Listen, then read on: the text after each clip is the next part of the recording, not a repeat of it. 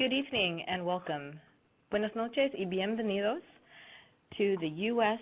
Environmental Protection Agency's, or EPA's, Community Information Webinar on the Duwamish Roundtable. My name is Julie Congdon, and I am EPA's Community Involvement Coordinator for the Duwamish Superfund Cleanup. I will be moderating tonight's session. Those four arrows in the upper right-hand corner of the presentation so that you can see the slides more clearly. Thank you, Laura. So you may notice that we are speaking slowly and clearly tonight because we do have a Latino group who is listening in off-site, and so we do want to go slowly and deliberately to allow for sufficient time for translation or interpretation. So to go over the goals of the webinar should help you to understand the roundtable, its purpose, and how we anticipate that it will work, hear about the roundtable timeline relative to the cleanup, and consider a potential role for yourself on the roundtable. So when we go through the webinar, we'll do introductions of who the speakers are in just a moment, but we will give a brief overview of what the cleanup is, and then we will go through the roundtable, talking about the operating procedures, the timeline for the roundtable, and the various issues and topics that will be addressed by the roundtable. We will answer some of the more general questions about the roundtable, but most importantly, with this webinar, we want to answer the questions that you have, and we have reserved time at the end for you to ask your questions. Again, if you have a question, please enter it into the chat box, as noted, as Laura noted in the lower corner on the webinar screen, and we will answer it during the question-answer portion of the webinar. And again, just as a reminder, we are recording today's webinar for those who are unable to attend, and so that they can listen to it at a later date. So tonight, you have myself, Julie Congdon, here in the room talking about the webinar, and I am the lead community involvement coordinator here at the EPA Region 10 Seattle office, leading the team of community involvement coordinators here in the region. But my work also includes working on the Duwamish Superfund cleanup. Also, Ellie Hale is here, and she is the remedial project manager for the Duwamish Superfund cleanup here in the Region 10 Seattle office. And moderating our questions tonight is Sophie Glass, who is an associate with Triangle Associates. And while Sophie is here supporting the webinar tonight, more overall, they are supporting our efforts with the roundtable and developing it and organizing it. So we definitely appreciate their efforts supporting us in that, as well as this webinar. And thank you to Laura Knudsen as well, who is providing us technical support tonight for the webinar. And now I will turn it over to Ellie Hale, who will give you an overview of the Duwamish cleanup. Hello, and welcome. Bienvenidos. The Lower Duwamish Waterway is a Superfund site, which is one of the nation's top priorities for cleanup. The site is 5 miles in the Duwamish River, which was once a very wandering, meandering, healthy river, but became straightened and used for industrial purposes and urban wastewater, and consequently is now polluted. It became a Superfund site in 2001, and EPA oversaw a cleanup study, and eventually the cleanup itself will be done according to a cleanup plan that was finalized in 2014. EPA is the lead agency for the sediment cleanup in the waterway, but we're working closely with the Department of Ecology, who is the lead agency for controlling sources of pollution.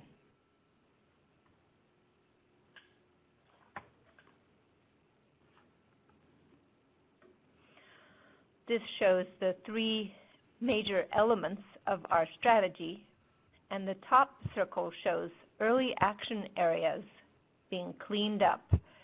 Already, these areas have been cleaned up almost entirely, and we believe that that will reduce concentrations of PCBs across the waterway by about 50%.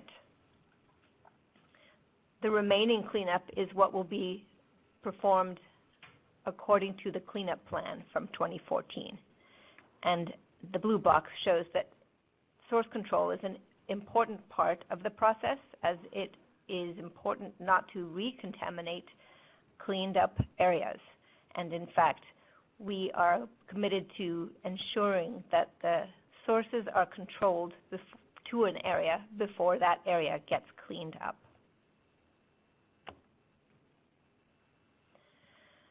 Again, the waterway became polluted over a 100-year period, and it will take some time to clean it up because there are significant contamination problems with polychlorinated biphenyls, or PCBs, carcinogenic polycyclic aromatic hydrocarbons called CPAHs, dioxins and furans, and arsenic. In addition, there are other chemicals. The four I listed are of primary concern for human health, but many of the other chemicals are of concern for the animals that live in the mud. Fish, crabs, bottom fish, crabs, and worms that live in the mud are also food supplies for larger organisms, bigger fish, crabs, birds, and other mammals. And consequently, it's important that we make the environment clean for all parts of the food web. The cleanup plan specifies the objective of the cleanup, and they are listed in the ROD. This just repeats those. And we want to make the sediments clean to help people and the environment. That's the short version of what you're seeing. In the cleanup plan, we are combining technologies, active cleanup, and one passive element. The active cleanup work would be through removing contaminated sediments using dredging or excavation, and that's in the upper left-hand corner of the image. Below that, you see covering up or containing the contaminated sediment with clean sediment on top, a thick layer of clean sediment from another place. Nature is constantly delivering cleaner mud from upstream areas, from the Green River, and so on the lower right hand, gradually you see cleaner sediment mixing with the dirty sediment, and that will lower the levels of pollution over time. If we don't want to wait very long, we can enhance that by adding some, but not a very thick layer, of more clean sediment, and those sediments will mix in. The record of decision, the cleanup plan, calls for a combination of these because in some areas the contamination is too much and must be removed.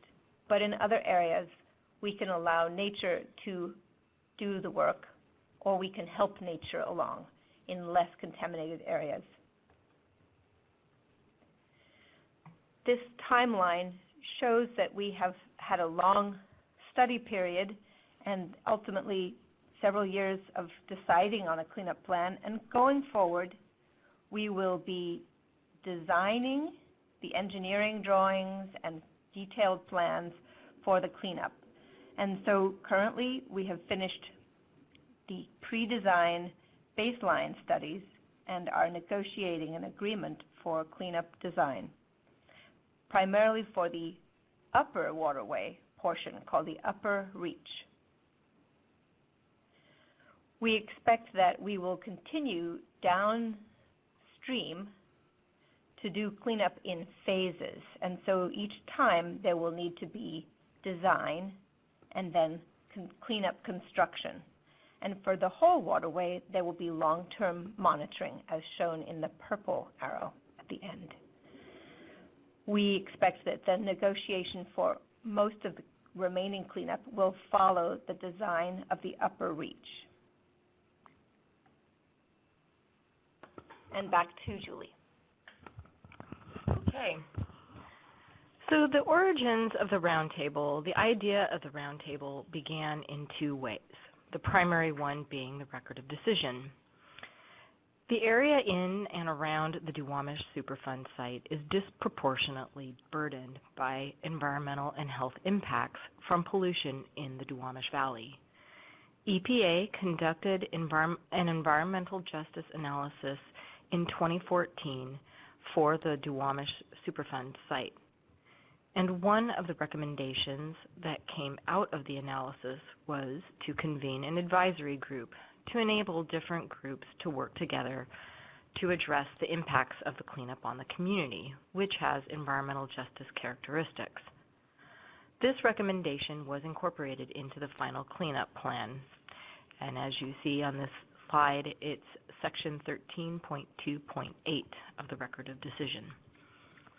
It was also through the interviews to update the community involvement plan where we heard that there needed to be an additional group with broader membership than the community advisory group to provide recommendations to EPA.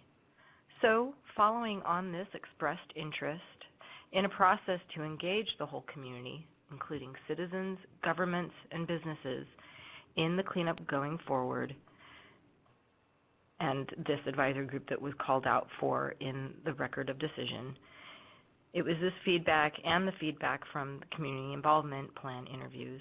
The roundtable was proposed to be this advisory group.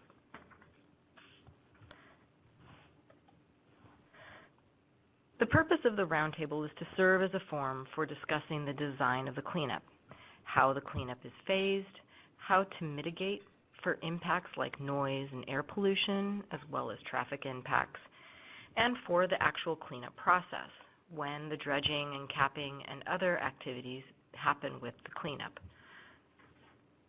The purpose of the roundtable is to provide a forum for interested and affected parties to make recommendations for the EPA to consider throughout the design and implementation of the Lower Duwamish Waterway cleanup. So as you'll see on the screen, we point out two areas where this input really will be kind of most important, and that's in the design of the cleanup. And so that's where the roundtable provides input on the design of the cleanup.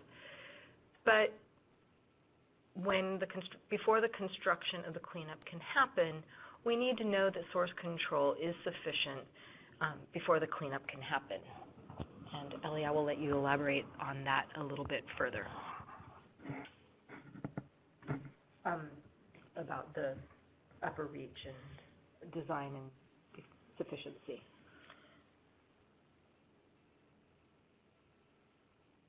Okay, the design process is a process where we get documents ready for a contractor to bid. And in the design process, which is we expect going to take about 4 years, we'll have various milestones. There'll be investigation plans and reports. So they'll be sampling the sediments to refine the areas and the volumes of different kinds of cleanup technologies as described in the ROD. So data collection in the environment first. And then number 3 is the 30% design. That is a very high-level, broad description of where we think certain cleanups will be occurring. And you can see figures that show what we think is going to happen. When that is clear, it becomes a big opportunity for the public to see what kind of impacts they might experience and where those impacts might happen. So that's a major opportunity for input to the process. But in addition, at the 60% design, number 4, we'll see key plans such as the community outreach plans and how we're going to be working with the community during construction, as well as what kind of monitoring will be done. Will there be monitoring of the water quality, and what kind of contact information will be used for people to communicate if they have concerns during the construction. Back to you, Julie. Okay. And one thing to be aware of when we're looking at the design before the construction, it could be that for the upper reach of the Lower Duwamish Waterway, for that part of the Superfund cleanup, that the upper reach may be designed and ready for construction before maybe the middle reach is and before the lower reach is. So these can happen in phases, and that goes for the design phase and the construction phase. So the roundtable may be working on these in phases, as it is. So in thinking of the roundtable's purposes are to provide recommendations to the EPA, as well as other agencies and organizations, to develop the best possible cleanup design and the best implementation of the cleanup, the construction when it's happening. The roundtable should also act as an inclusive, neutral, and transparent forum for the input of all stakeholders, tribes, residents, businesses, industries, neighborhood groups, government agencies, waterway users, fishers, and others. The roundtable is anticipated also to act as a means of providing good faith communications, understanding, and information on topics related to the Superfund cleanup. And the roundtable's purpose is to seek creative solutions to mitigate the Duwamish cleanup construction impacts, like traffic, noise, light, impacts on tribal activities, air quality, waterfront business operations, fishing, recreation, and quality of life impacts that the overall community could experience. It is important to note that the roundtable will not change the cleanup plan as described in the record of decision, since this decision has already been made and it is the final cleanup plan that we are moving forward with. But it's in how it is designed that we do want to hear the recommendations about. I would like to note that it's groups like the Roundtable that have had positive results at other Superfund sites. And this is why we feel it is important to have a roundtable for the Duwamish to ensure that the best design and implementation of the cleanup can happen. Exemplified in this are two previous winners of the Citizen Excellence in Community Involvement Award. The Bow Rit Community Advisory Group provides a forum for the community to have a dialogue with EPA, helping to forge a partnership between the impacted community and EPA to develop solutions for addressing the asbestos waste pile at the Bow Rit site.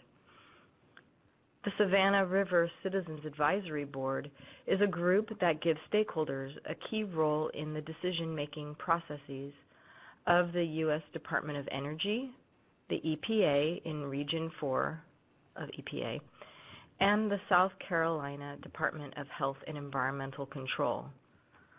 The board provides informed and timely recommendations to the DOE, EPA, the South Carolina Department of Health and Environmental Control, and Savannah River Site Management concerning issues such as environmental restoration, waste management, and activities related to these functions at the Savannah River site.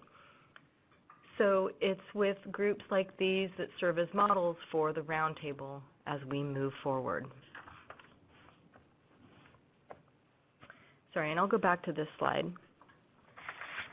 So before I begin kind of talking further about the procedures, I want to give a big thanks to Kevin Burrell from Seattle Public Utilities at the City of Seattle, James Rasmussen with the Duwamish River Cleanup Coalition Technical Advisory Group, Willard Brown of the Del Ridge Neighborhood Development Association, and Dave Gehring of the Manufacturing and Industrial Council. It was through their hard work that the operating procedures were drafted. They met 7 times, and they demonstrated a readiness at each of those meetings to keep the lines of communication open between the different elements of the affected communities around the Duwamish. The procedures that they drafted are available online, and you will find that in the resources box of the webinar screen page. And the draft procedures include language on membership as well as about the roles each member would serve and how recommendations would be made to EPA. So when you look at the draft procedures, you'll see this oval that looks like, I guess you could say, a layout of Easter eggs that have been dyed. And this is showing the idea of a consensus model for the roundtable that has been proposed. So as you'll see around in the different ovals, there are different interests and memberships represented at the roundtable. I'll review the proposed concept for the roundtable, but I first want to note that the caucus model is not final, and it will be at the first meeting of the roundtable for members to determine if this model is what they want to use. So to begin, what are the caucuses? Caucuses are subgroups consisting of representatives with similar interests. The purpose of caucuses is to allow interest groups to discuss issues and recommendations prior to larger roundtable meetings. Within these caucuses, there are individual seats or individual members. Each caucus would have a lead or leads who serve as the primary point of contact for EPA and the facilitator. The leads will represent caucuses made up of members with common interests. Caucus leads will be responsible for participating in the Roundtable Steering Committee and maintaining communication with their caucus members. Each caucus will determine how leads will be selected and the terms for leads. Individual members or seats on the roundtable would affiliate with a caucus group that best matches their interests. And so with membership, each caucus would establish criteria for membership. The criteria for membership in each caucus will be documented within the operating procedures once they are developed. This may also include timeframes for when applications for caucus membership will be accepted. Each caucus lead shall work with the caucus members to determine what constitutes a quorum and how the caucus will govern itself in reaching recommendations. So I'll continue from here to describe each group identified here at the table. But first I will describe EPA's role, and because the roundtable is being convened for the Superfund cleanup, EPA is the convener. As kind of the whole purpose for the roundtable, the reason why it's being convened is to help with the Superfund cleanup. So for EPA, our role is to inform, to listen, and to consider input from the roundtable. EPA will attend all regularly scheduled meetings, and it will participate in and conduct educational briefings on the past and present of the site as needed to ensure a shared knowledge of key issues, technologies, and the Superfund process. We would provide roundtable members with topics and proposals for their consideration in advance of the roundtable meetings and in setting the agendas for those meetings. For the potential caucuses that have been proposed, I will go clockwise around the table to discuss the ones that have been identified, starting with the yellow circle that, if you consider this oval a clock, it is at about 8 o'clock on that clock. So the Community Advisory Group, or CAG, caucus, is the Duwamish River Cleanup Coalition Technical Advisory Group and its members, including the South Park Neighborhood Association, the Georgetown Community Council, the Duwamish Tribe, ECOS, and 6 other coalition members. The non-CAG Community Caucus would be community groups, neighborhood associations, and community-based organizations that are not part of DRCC TAG. This group could include representation by fishers of the Duwamish, which could be one of the community health advocates involved in the fishing institutional controls work. However, we have heard feedback from government agencies and nonprofits about the importance of having a roundtable caucus for the fishing community.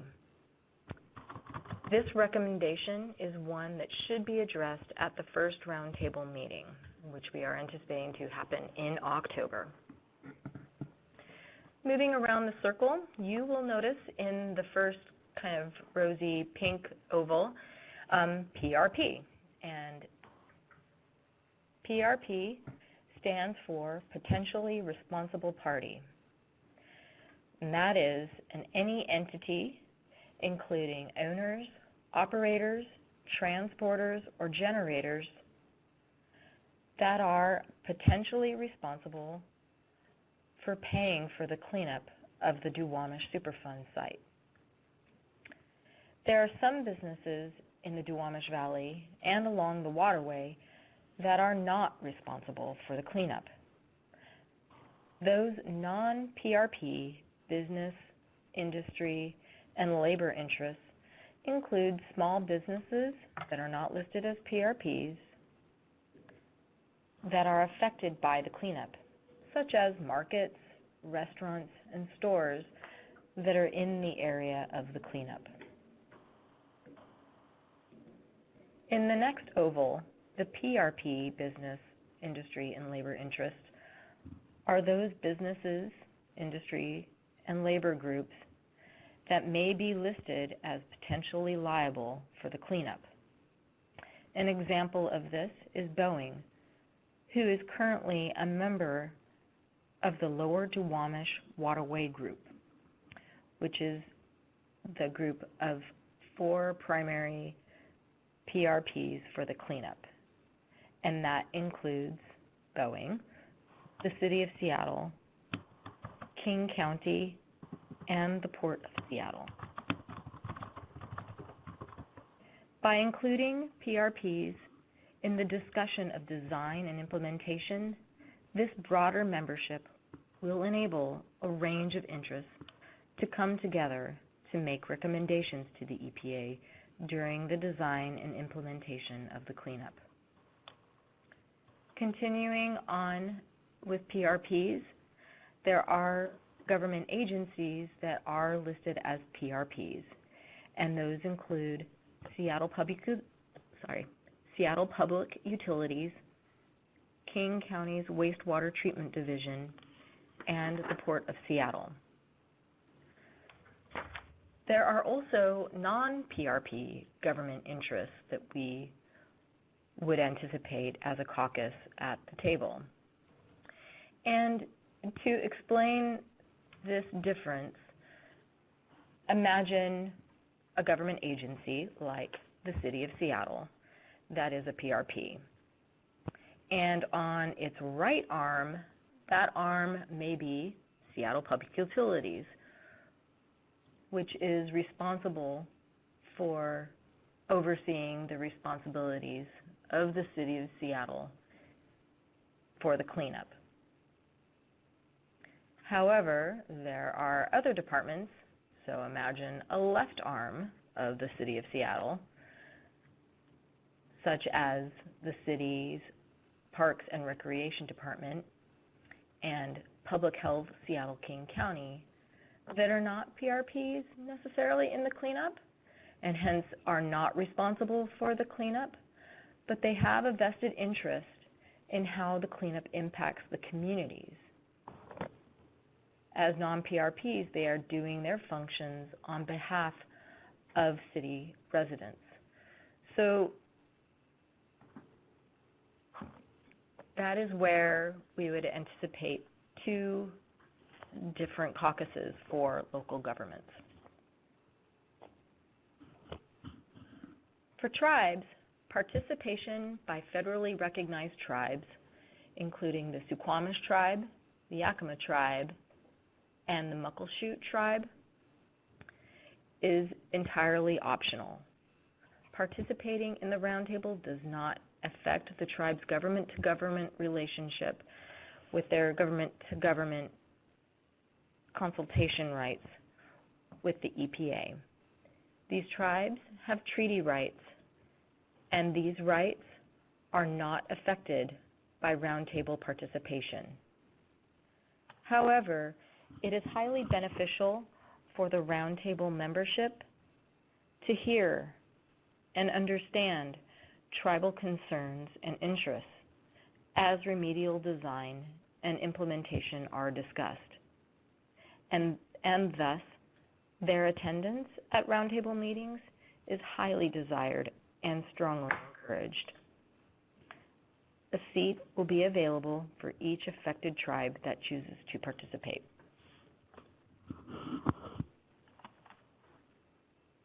Moving along with the ovals, with resource members, these are representatives of government entities whose primary role is providing information to the roundtable, but do not participate in the development of recommendations. These entities can include government agencies like the Washington State Department of Ecology, the Washington State Department of Natural Resources, the Washington Department of Fish and Wildlife, the Army Corps of Engineers, Washington State Department of Health, and others.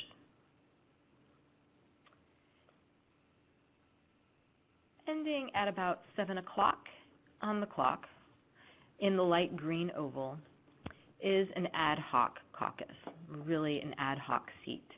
And this seat has been proposed. This seat would be potentially designated for a non-governmental representative that has a specific interest in the Duwamish cleanup, but does not fit into any of the particular designated caucuses. This could include an interested member of the public or other interest group as appropriate.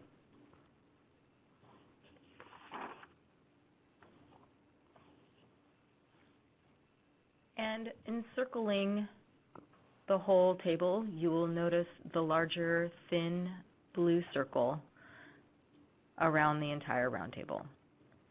The roundtable meetings will be open to the public. Members of the public who are not affiliated with a particular seat or caucus are allowed to attend roundtable meetings. Whether people attend the meetings or not, interested parties can sign up to an email list to receive updates on the roundtable meetings.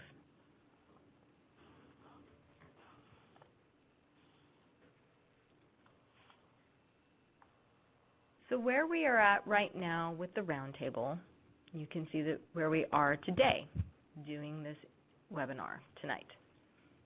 And this is our way of trying to answer questions that folks may have about the roundtable.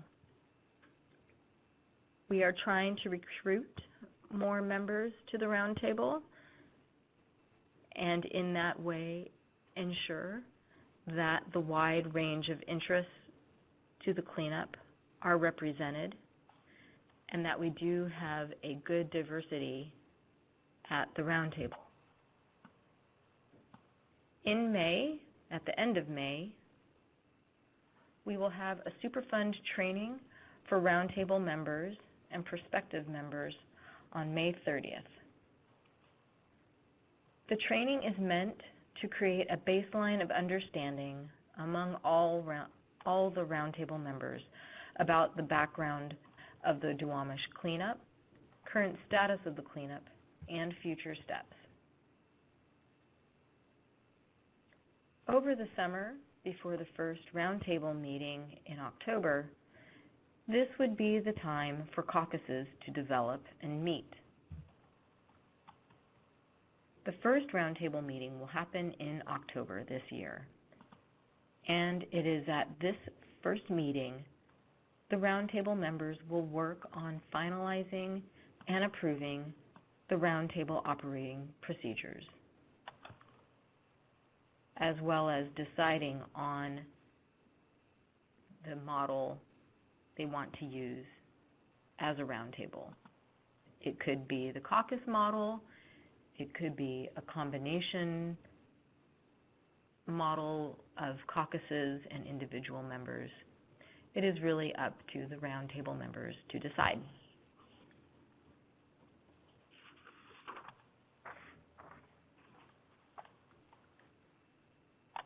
So now we will go over some of the frequently asked questions about the Roundtable. For a time commitment to the Roundtable, it is anticipated that if you were a caucus lead, that you could look to about 3 hours a month to prepare, with 4 hours for a Roundtable meeting, 3 hours for a caucus meeting, and if there were 4 Roundtable meetings a year and 4 caucus meetings a year, and including prep time in that, you would be committing to about 64 hours in a year for the Roundtable.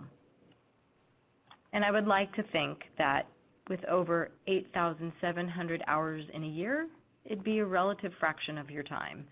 However, it's not to diminish the value of your time. And to us, your time is very valuable, and the input that Roundtable members will be giving to the design and implementation of the cleanup is critical. When the Roundtable will meet, this is something to be determined by the Roundtable when it convenes and finalizes the operating procedures. The Roundtable should meet in a time and location that works for the variety of members at the table. For example, meeting in the early afternoon at a location in the Duwamish Valley might work best. The Roundtable might meet 3 times a year or 4 times a year, but this could be adjusted depending on the topics being covered. This is more important at what phase the cleanup is in. For example, when construction of the cleanup is actively underway, the Roundtable might want to meet monthly to give feedback on the active cleanup activities. With compensation, this is something that we continue to work on and try to figure out. We understand the importance and value of everyone's time in this process, especially that of the community members impacted by the cleanup. Thus, we want to compensate community members for their time, and we strive to make this an equitable process, and compensation, we understand, is one aspect of that. While EPA is limited in its own ability to compensate community members, we are nonetheless looking at various models from around the nation to see how a method for compensation might work. We aim to have a model proposed by the training in May and no later than when the Roundtable convenes for its first meeting in September. With the use of recommendations on the cleanup, the roundtable will be an advisory, though not a decision-making body. All members of the roundtable will be involved with making recommendations to EPA, but the final decisions on the cleanup do rest with EPA's authority for conducting the Superfund cleanup. Recommendations are meant to provide input and feedback to EPA on issues related to the Superfund cleanup. The idea is that as each caucus develops its own recommendation for EPA regarding the issue under consideration, such as how to mitigate noise impacts, at the roundtable meeting, those issues would be discussed, as well as the caucus's recommendations. In this forum, the members can understand the different reasons why and the different factors that went into the kind of recommendation that each caucus proposed.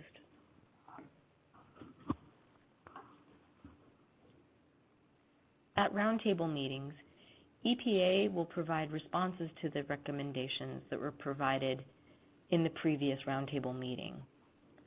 These responses will be captured in the meeting summaries, which will be posted publicly online. The website to archive summaries is still to be decided on, but one will be established. As I noted, final decision on the design of the cleanup rests with EPA, but if the recommendations proposed by the roundtable have been discussed, vetted, and refined by the roundtable members, that makes the recommendations that much stronger and merits strong consideration by the EPA to adopt those recommendations. Considering topics that fall outside the scope of the Superfund cleanup, the purpose of the roundtable is to address those topics that are within the Superfund cleanup, but we understand there are concerns or issues that come up that are outside of EPA's Superfund authority.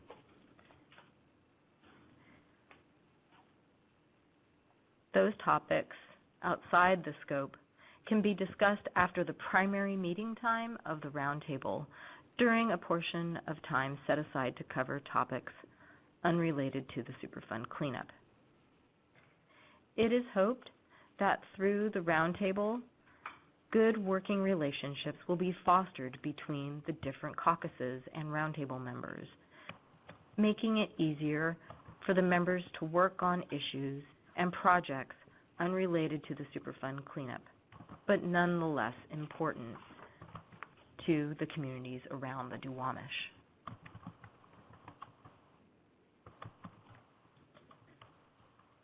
So what is EPA anticipating for the different kinds of caucus members? As the caucuses are subgroups consisting of representatives with similar interests, we anticipate that there could be a range of expertise and experience around the table.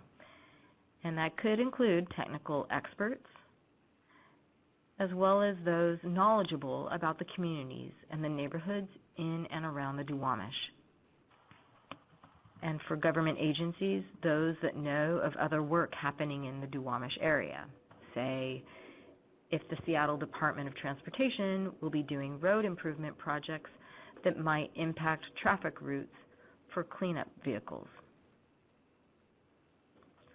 We would anticipate that those government staff or representatives that have the most relevant information on topics, work, or issues that could impact or are relevant to the cleanup, those staff would be attending roundtable meetings.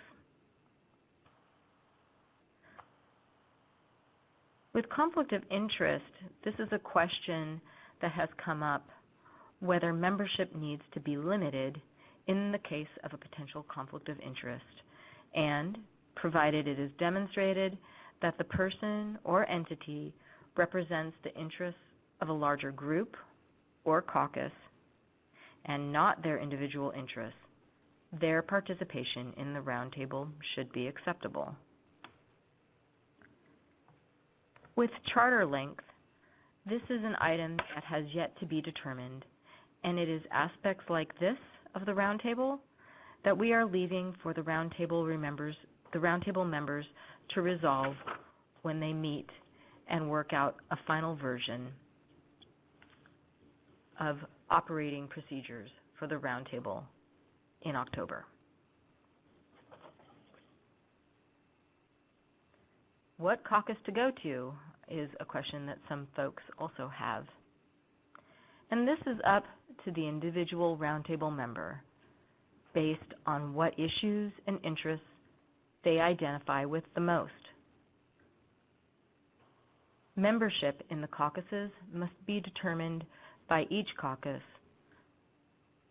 so it has yet to be determined if the individual member would fit with or be allowed to align themselves with a particular caucus.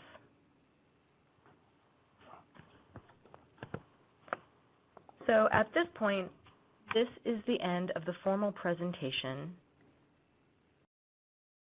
We are going to conclude the webinar, but first I would like to thank all of you for attending tonight.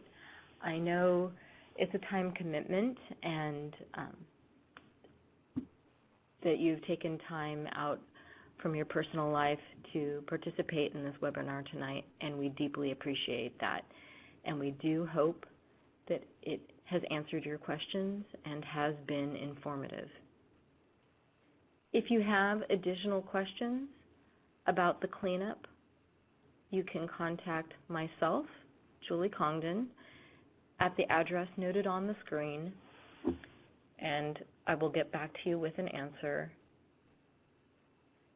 And if you have questions about the roundtable, you can also contact me with those questions, or you can contact Sophie at the address noted on the screen as well.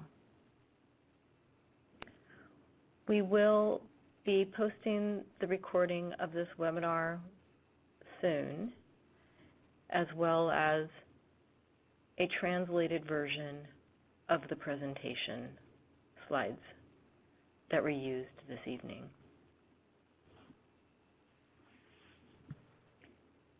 Thank you again. Muchísimas gracias otra vez for participating in tonight's webinar. Have a good evening. Pase buena noche. Goodbye. Adios.